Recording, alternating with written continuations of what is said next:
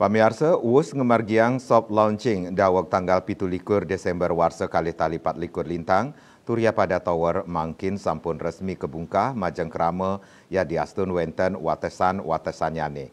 Kahanan inucap kewedar oleh Kepala Widang Infrastruktur lan Aplikasi Informatika Dinas Kominfos Provinsi Bali, Igede Agus Arjawa Tangkas.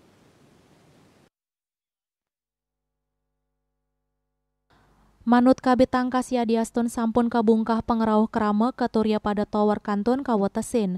Kerama presida rauh ke Tower puniki antuk ngemargiang pendaftaran melarapan situs resmi turiapada.baliprof.go.id.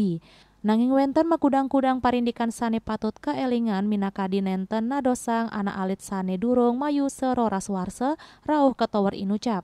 Santukan Tower puniki megenah ring pegunungan antuk angin barat taler suhu dingin alit-alit dengan keni penyungkan minakadi asma utawi bronkitis. Satios puniki wilangan pengerauh kerama taler kawetesin pinih akeh 6 dasa diri nyabran rahina antuk kali sif. Ingge punike sambang miwah nyoreang. Soang-soang sif wantah katerima 3 dasa diri pengerauh kerama ring hari kerja kunjungan kautamayang majang instansi utawi organisasi antuk pendaftaran resmi melarapan website.